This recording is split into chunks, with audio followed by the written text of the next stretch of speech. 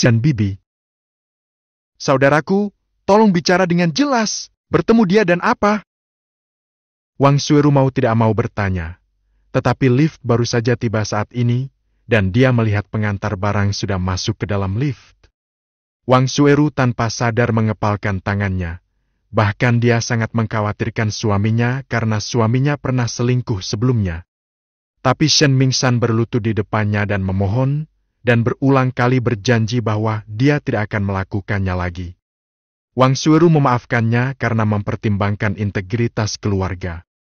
Namun, kata-kata Yang Hao barusan membuatnya meragukan Shen Mingsan lagi. Faktanya, dia merasa ada yang tidak beres dengan Shen Mingsan akhir-akhir ini. Dia sering bekerja lembur untuk bersosialisasi, dan dia tidak banyak menyentuhnya ketika sampai di rumah. Dia pernah membaca pepatah di internet, jika seseorang pulang dan tidak makan, dia pasti sudah makan di luar. Yang Hao naik ke skuter listriknya dan terus menerima pesanan. Dia sengaja menanam benih di hati Wang Sueru, lalu dia tinggal menunggu benih itu perlahan bertunas dan tumbuh. Yang Hao telah menjalankan pesanan sepanjang sore. Pada jam 4:30, dia berhenti bekerja untuk sementara dan pergi ke taman kanak-kanak Bell. Dia datang agak terlambat, dan saat ini, ada 20 atau 30 orang tua berkumpul di pintu masuk taman kanak-kanak untuk menjemput anak-anak mereka. Xiao yang ada di sini, berapa banyak pesanan yang sudah kamu kirimkan hari ini? Begitu Yang Hao memarkir skuter listriknya, seorang wanita tua datang. Kurang dari 30, banyak penundaan hari ini. Biasanya, Yang Hao akan mampu mengirimkan setidaknya 40 pesanan setiap hari. Setelah beberapa bulan pelatihan, dia sekarang menjadi pengantar barang yang berpengalaman. Xiao Yang, apakah kamu ingin mencari ibu lain untuk Zai Zai? Wanita tua itu bertanya lagi. Dia mengetahui tentang perceraian Yang Hao sekitar setengah bulan yang lalu. Dan nada suaranya sekarang sepertinya ingin memperkenalkan kencan buta ke Yang Hao. Aku tidak punya rencana untuk saat ini. Terima kasih, Bibi Zhang. Yang Hao dengan sopan menolak. Setelah bercerai dengan Li Manshu, dia benar-benar tidak ingin menikah lagi. Terlebih lagi, meskipun dia ingin menikah, kondisinya saat ini tidak memungkinkan. Belum lagi tidak punya rumah atau mobil. Saya masih punya hutang lebih dari 200.000 yuan, dan saya sudah bercerai dan punya anak. Menempatkan kondisinya di pasar kencan buta, dia pasti akan menjadi orang yang paling bawah dalam rantai penghinaan. Ya, bagaimanapun juga, aku baru saja bercerai, jadi aku harus melakukannya perlahan-lahan. Kapanpun kamu ingin mencari pasangan, beritahu bibimu. Nama wanita tua itu adalah Zhang Gilan. Dan dia ada di sini untuk menjemput cucunya dari sekolah. Dan putri berharga Yang Hao, Sixi, dan cucu Zhang Gilan adalah teman sekelas, dan mereka saling mengenal karena mereka selalu menjemput anak-anak. Saat keduanya sedang berbincang, terjadi keributan di pintu masuk taman kanak-kanak, dan guru keluar bersama anak-anak. Yang Hao bergegas maju dan dengan cepat mengidentifikasi putrinya yang berharga di antara sekelompok anak-anak. Gadis kecil itu seputih dan bersih seperti boneka porselen. Ayah! Sixi melambaikan tangan kecilnya dengan penuh semangat ketika dia melihat ayahnya. Sixi, ayahmu sudah datang. Guru perempuan yang membawa anak-anak keluar mengangguk ke arah Sixi. Selamat tinggal, Guru Kiki. Sixi melambai kepada gurunya, lalu berlari menuju ayahnya. Yang Hao menggendong putrinya dan mencium pipi tembemnya dengan penuh kasih. Kebangkrutan, perceraian, pengkhianatan istri. Belakangan ini, berbagai pukulan datang silih berganti, Yang Hao merasa tertekan, dan yang mendukung usahanya adalah putrinya yang berharga. Kapanpun ketika aku terpuruk, memikirkan Sixi akan menghidupkan semangatku kembali. Makan apa tadi di taman kanak-kanak? Yang Hao bertanya sambil menggendong putrinya. Ubi jalar, sayap ayam, tahu, dan wortel. Sixi menyandarkan kepala kecilnya di bahu ayahnya dan menghitung makanan yang dia makan tadi. Yang Hao mengangguk, lalu menyentuh kepang di belakang kepala Zai dan bertanya, "Apakah ibu guru mengikat kepang ini untukmu?" "Guru Kiki melakukannya untukku. Dia bilang aku terlihat bagus dengan kepang ini." Ada sedikit kebanggaan pada suara Sixi yang lucu dan lembut. "Ya, kelihatannya bagus. Besok, ayah akan mengikat kepangmu juga untukmu." Saat mereka berbicara, ayah dan putrinya sudah tiba di skuter listrik. Yang Hao mengeluarkan helm kecil dari bawah jok skuter listrik dan menyerahkan pada Sixi, lalu memintanya untuk duduk di atas jok. "Sixi, berpegangan, ayah akan mulai." "Oke, ayo pergi." Sixi meneriakkan slogan itu dengan penuh energi. Yang Hao menyalakan skuter listrik dan segera kembali ke komunitas tempat dia menyewa saat ini. Ini adalah komunitas relokasi, dan harga sewanya jauh lebih murah dibandingkan komunitas normal. Rumah yang disewanya adalah apartemen 1 kamar tidur seluas 50 meter persegi, lengkap dengan segala perlengkapannya. Peralatan rumah tangga, harga sewanya 1.500 per bulan. Di ibu kota provinsi lapis kedua yang kuat seperti Jiangcheng, harga ini sangat murah. Membuka pintu, bau daging menusuk hidungnya. "Wow, baunya enak sekali. Pasti bibiku di sini." Sixi mengendus keras, lalu memakai sandalnya dan berlari menuju dapur. "Sixi, jangan masuk. Ada banyak asap di sini." Saat Sixi hendak berlari ke dapur, seorang gadis berwajah cantik mencondongkan tubuh keluar dapur. "Aku tahu itu bibiku yang cantik ada di sini." Sixi sangat merindukannya, wajah mungilnya yang montok penuh dengan senyuman, dan terlihat jelas bahwa dia sangat menyukai gadis di depannya. "Bibi juga merindukan Sixi, jadi bibi datang." Gadis itu mengedipkan mata pada Sixi. "Mani, kamu tidak berangkat kerja hari ini?" Kemunculan gadis itu bukanlah kejutan bagi Yang Hao, karena dia sering datang, terutama dalam sebulan terakhir, 3-5 kali seminggu. Namun, hubungan antara gadis itu dan Yang Hao saat ini agak canggung. Karena gadis ini adalah adik kandung Li Manshu yang bernama Li Mani. Dia adalah seorang mahasiswa jurnalisme di Universitas Jiangcheng. Dia adalah senior tahun ini. Dia mulai bekerja kurang dari setahun yang lalu dan telah bekerja selama beberapa bulan sekarang. Dia adalah reporter magang untuk Jiangcheng Evening News. Dia selalu menentang perceraian saudara perempuannya dari Yang Hao dan dengan tegas mendukung saudara iparnya Yang Hao. Meskipun dia tahu bahwa saudara perempuannya telah menceraikan Yang Hao, dia akan tetap datang ke rumah saudara iparnya seperti biasa untuk membantu memasak dan mengurus Sixi. Justru karena itulah Sixi sangat menyukai bibi cantik ini. "Aku baru saja ada tugas wawancara sore ini, dan aku akan pulang kerja setelah semuanya selesai. Kakak ipar, cuci tanganmu dan segera mulai makan malam." Jawab Li Mani, lalu pergi ke dapur lagi. Yang Hao melepas pakaian kerjanya, dan kemeja di bawahnya basah oleh keringat. Setelah menjalankan take-out selama beberapa jam, tidak mungkin untuk tidak berkeringat. Pakaian kerja kenguru didesain tahan angin dan dingin. Meski tidak mendinginkan dan menyerap keringat, keringat dapat dengan mudah membasahi kemeja di bawahnya. Jadi Yang Hao melepas bajunya lagi dan mengenakan baju kering.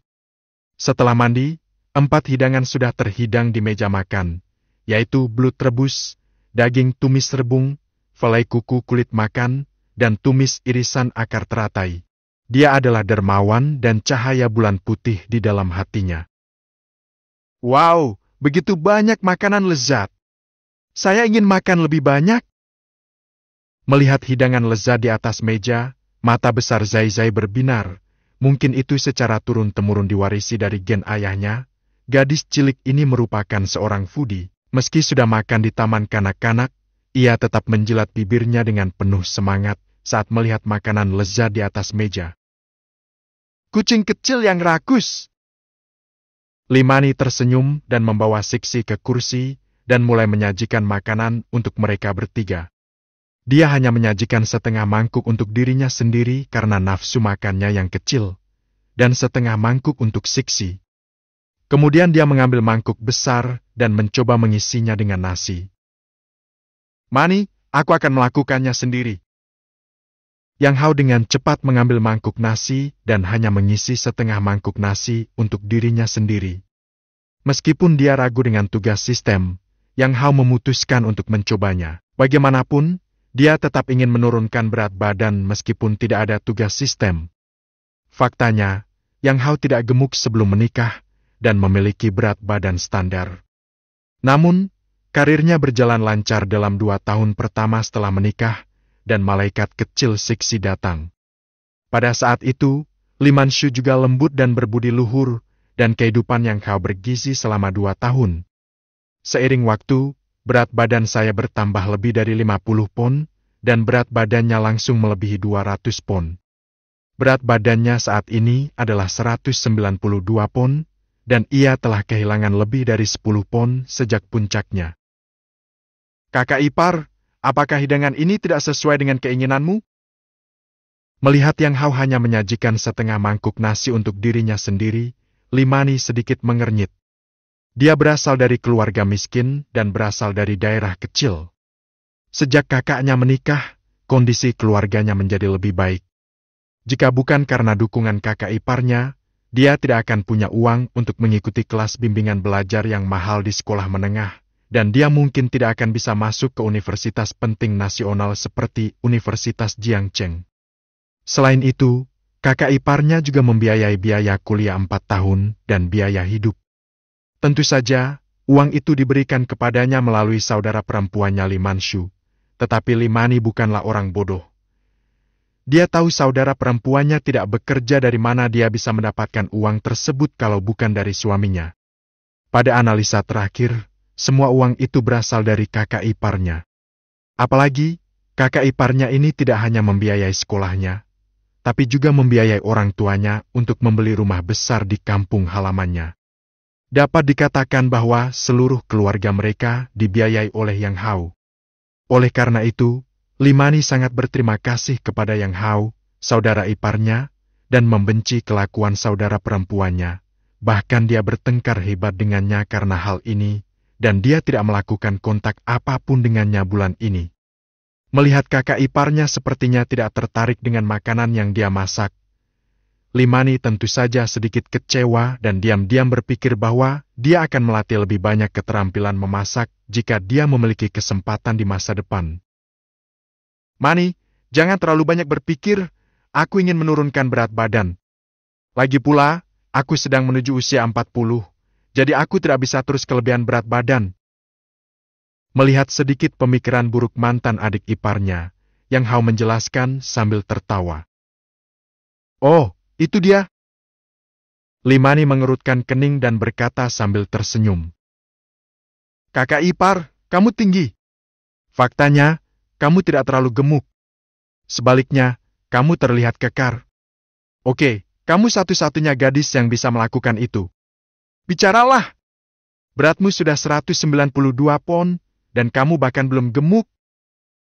Yang Hao tersenyum dan menggelengkan kepalanya, mengambil irisan akar teratai dan mengunyahnya dengan hati-hati. Sementara Zai Zai di sampingnya berteriak tentang makan daging, Li Mani mengambil sepotong besar daging yang sudah matang dan memasukkannya ke dalam mangkuk gadis kecil itu. Siksi segera mulai makan dengan gembira, bibirnya berminyak dan sangat lucu. Hufang adalah nama daerah di selatan Sungai Yangtze dan Barat Da. Di utara disebut Siku. Saat Anda ingin makan daging, makanlah yang besar. Itu cara terbaik untuk memuaskan hasrat Anda. Apakah pekerjaan berjalan baik akhir-akhir ini? Yang Hao bertanya setelah makan beberapa suap. Tidak apa-apa. Saya hanya mengikuti berita setiap hari, tapi beritanya cukup membosankan.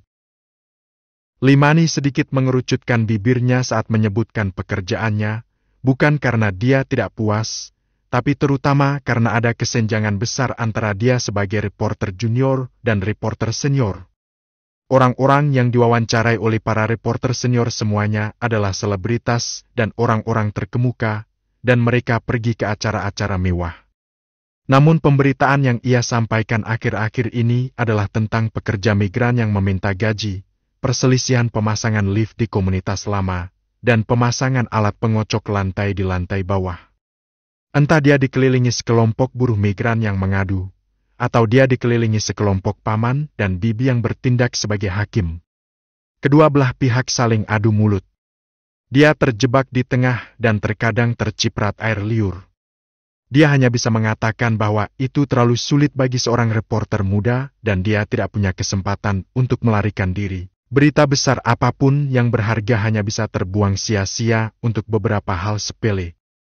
Namun Limani juga memahami bahwa ia hanyalah seorang reporter muda yang sedang dalam masa magang, dan mustahil baginya untuk mendapatkan berita besar tersebut untuk saat ini. Jika kamu tidak mengumpulkan langkah-langkah kecil, kamu tidak dapat mencapai 1000 mil. Jika kamu tidak mengumpulkan sungai-sungai kecil, kamu tidak bisa menjadi sungai besar. Luangkan waktumu, aku yakin suatu hari nanti gadis kecil ini akan berubah menjadi reporter dari Lida. Yang Hao menghiburnya sambil tersenyum. Kakak ipar, saya bukan gadis kecil lagi. Bulan depan saya akan berusia 22 tahun. Limani mengoreksi dengan mulut kecil. Oke. Dia sudah besar. Yang Hao tanpa sadar memandang mantan adik iparnya yang duduk di seberangnya, selalu merasa sedikit linglung, karena kedua saudara perempuan itu terlihat sangat mirip, dan Limani saat ini samar-samar memiliki bayangan Limanshu saat itu. Pada tahun dia bertemu Limanshu, dia berada di tahun terakhir kuliahnya, dan dia bekerja paruh waktu di restoran hotpot miliknya sebagai bagian dari program kerja belajar. Alasan mengapa Yang Hao dengan cepat menilai Limani gadis baik adalah karena menurutnya Limani adalah gadis yang sangat bijaksana yang tahu bagaimana membantu keluarga berbagi beban. Tapi pada akhirnya, aku tetap membuang muka. Saat ini, Limani terlihat berbeda dengan kakaknya. Setidaknya dia tahu bagaimana cara bersyukur. Tentu saja orang akan selalu berubah. Mungkin setelah beberapa tahun bekerja, dia akan diobjektifikasi oleh masyarakat yang berorientasi pada uang ini. Sebenarnya tidak ada salahnya memuja uang, semua orang ingin hidup lebih baik. Namun memuja uang tidak bisa tanpa landasan moral dan tidak boleh merugikan orang yang tidak bersalah, jika tidak maka akan merugikan alam. Yang Hao sangat yakin bahwa ada pembalasan di dunia ini. Jadi tidak peduli apakah dia berbisnis sebelumnya atau bagaimana dia berperilaku dalam hidup, dia akan tetap berpegang pada keuntungannya.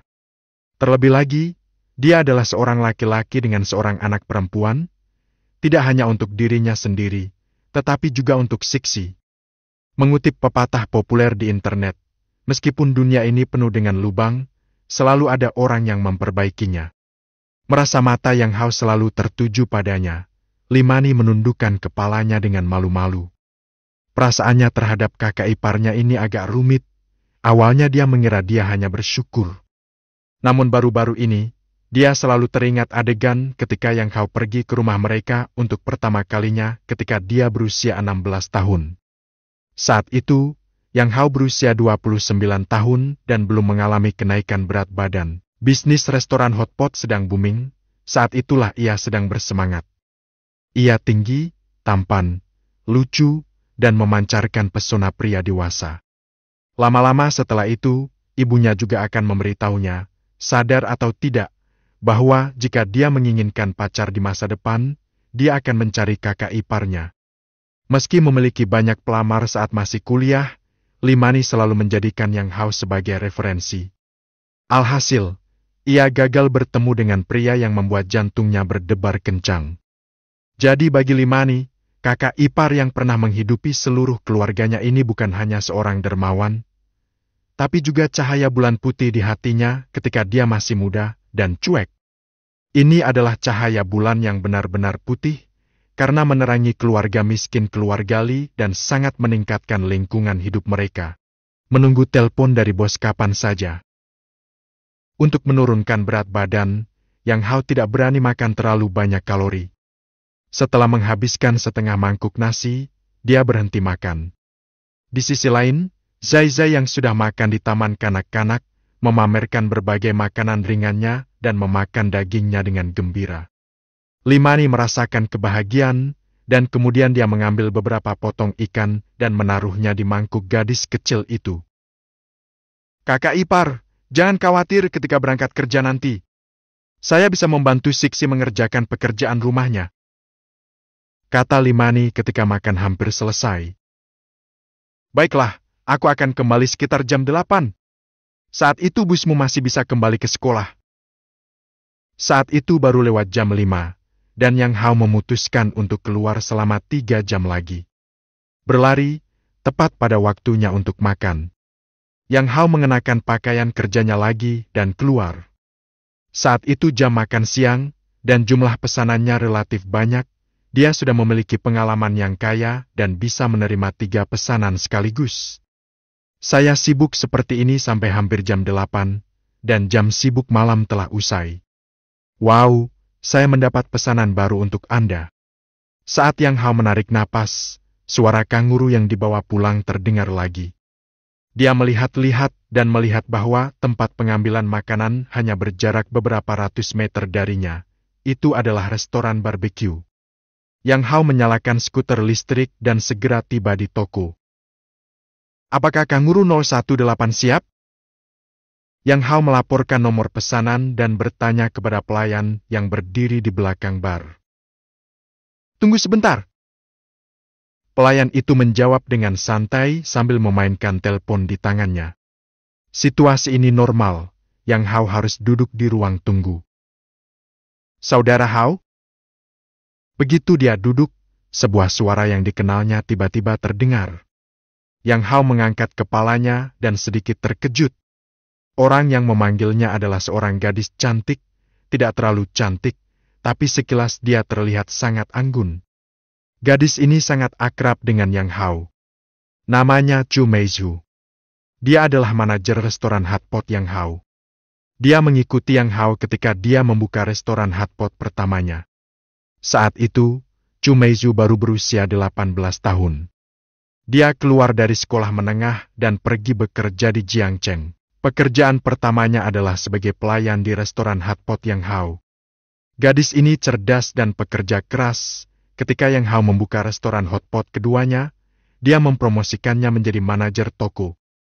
Setelah itu, dia mengikuti Yang Hao sampai semua restoran hotpot tutup tahun lalu. Meizhu, lama tidak bertemu. Yang Hao sangat sedih melihat bawahan yang mengikutinya dengan setia. Chu Meizhu baru berusia 18 tahun ketika pertama kali tiba di Jiangcheng. Sekarang 10 tahun telah berlalu. Gadis mudanya saat itu sudah tidak muda lagi. Tahun ini dia berusia 28 tahun. Saudara Hao, bagaimana kabarmu akhir-akhir ini? Chu Meizhu memandang Yang Hao dari atas ke bawah, matanya sedikit merah. Bos yang dulunya bersemangat tinggi, pria yang diam-diam dia sukai selama bertahun-tahun, kini berada dalam kondisi terpuruk sehingga dia merasa sedikit sedih dan ingin bergegas dan memeluknya. Tetapi ketika dia mengira Yang Hao punya keluarga, dia masih menahan dorongan ini. Cukup bagus. Jika Anda tidak memulai bisnis Anda sendiri, Anda akan santai. Yang Hao tersenyum dan mengangkat bahu. Chu Meizhu hendak mengatakan sesuatu lagi ketika seorang pelayan datang dengan tergesa-gesa. Manajer, ada pelanggan di sana yang ingin mengembalikan makanan mereka. Ya, saya akan segera ke sana. Chu Meizhu setuju dan lalu tersenyum meminta maaf pada Yang Hao. Saudara Hao, saya baru saja kembali setelah tahun baru Imlek. Mari kita makan bersama jika kita punya waktu. Hubungi aku melalui WeChat. Oke. Yang Hao sedikit mengangguk. Dengan pengalaman dan kemampuan Chu Meizhu di industri catering, dia menjadi manajer sebuah restoran barbeque kecil sebenarnya agak memalukan. Kemudian, ketika Yang Hao membuka 5 toko, dia membantunya mengurus 3 toko. Kanguru 018 sudah siap. Pada saat ini, pelayan berteriak kepadanya. Yang Hao tersadar dari lamunannya. Yang Hao mengambil bungkus makanan itu dan pergi dengan cepat. Di dalam toko, setelah Chu Meizhu berurusan dengan pelanggannya, dia berbalik dan melihat ke arah ruang tunggu. Sosok yang dikenalnya telah menghilang. Tahun lalu, semua restoran hotpot yang Hao tutup. Awalnya, dia hanya ingin bekerja untuk menghasilkan uang, dan secara tidak sengaja menjadi karyawan yang Hao. Kemudian lambat laun, dia jatuh cinta dengan bos yang ceria dan cakap ini. Dia bekerja lebih keras dan ingin dihargai dan diakui oleh atasannya. Belakangan, Yang Hao benar-benar mempercayainya dan mengakui kemampuan kerjanya, dan mempromosikannya menjadi manajer toko, tetapi dia tidak memiliki keberanian untuk menyatakan cintanya. Takut keduanya tidak akan dapat mempertahankan hubungan mereka saat ini jika dia gagal. Belakangan, Li Manshu bekerja paruh waktu di toko, dan dia menyaksikan bos yang dia kagumi berkumpul, menikah, dan memiliki anak. Chu Meizhu hanya bisa mengubur cintanya jauh di dalam hatinya, bekerja dengan rajin, dan tetap bersama Yang Hao dengan cara lain. Tapi semuanya berakhir tahun lalu, dan dia tidak lagi punya alasan untuk tinggal bersamanya. Karena frustrasi, dia kembali ke kampung halamannya dan menerima pengaturan kencan buta ibunya. Dia bertemu beberapa kencan buta, tapi mereka tidak ada yang cocok. Faktanya, dia tahu itu bukan karena mereka tidak cocok, tetapi itu karena dia masih memiliki kekhawatiran di hatinya. Jadi setelah tahun baru Imlek, dia kembali ke Jiangcheng. "Saudari Meizhu, apakah kamu kenal pengantar barang tadi?" Tepat ketika Chu Meizhu dalam keadaan linglung, seorang pelayan muda dengan lembut menepuk lengannya dan bertanya sambil tersenyum. "Dia bosku," jawab Chu Meizhu dengan santai. "Ah, bos!" Pelayan itu tampak curiga, seolah dia ingin bertanya kepada bos mengapa dia menjalankan layanan pesan antar. "Oh, dulu," tambah Chu Meizhu. "Begitukah?" Pelayan itu berkata sambil tersenyum. "Saudari Meizhu, apakah kamu diam-diam merasa bahagia? Dia yang dulunya begitu mendominasi sekarang mengantarkan makanan untuk dibawa pulang. Apa yang kamu pikirkan? Tidak semua bos seperti bos kita saat ini. Dia sangat baik padaku dan juga sangat baik kepada karyawan lain," kata Chu Meizhu. "Hah? Jadi dia bos yang baik?" Pelayan itu sedikit terkejut. Dia telah bekerja sebagai pramusaji selama 2 tahun dan bekerja di 3 toko, namun dia belum pernah bertemu dengan bos baik yang legendaris itu. Chu Meizhu tersenyum. "Bagaimanapun, jika dia membuka toko lagi, saya ingin bekerja untuknya." Setelah mengatakan itu, Chu Meizhu mengeluarkan ponselnya dan membuka kotak dialog obrolan antara WeChat dan Yang Hao. Pesan terakhir adalah dikirim saat tahun baru Imlek. Dia ragu-ragu sejenak, lalu mengedit pesan dan mengirimkannya. "Lingkungan perlahan menjadi lebih baik, dan saya menunggu bos menelpon saya kapan saja. Saudari Meizhu, dia sudah mengantarkan makanan untuk dibawa pulang. Apakah kamu akan mengantarkan makanan bersamanya?" Pelayan yang mengintip dari samping menggoda sambil tersenyum. "Jika dia membutuhkannya, itu bukan tidak mungkin." Chu Meizhu dengan lembut merentangkan tangannya. "Hah?" Pelayan itu terkejut sesaat, lalu ekspresi terkejut muncul di wajahnya. "Saudari Meizhu, apakah kamu menyukainya?" Chu Meizhu tidak menjawab secara langsung, tetapi menepuk kepala pelayan itu lagi. "Pergilah untuk bekerja, kamu tahu gosipnya."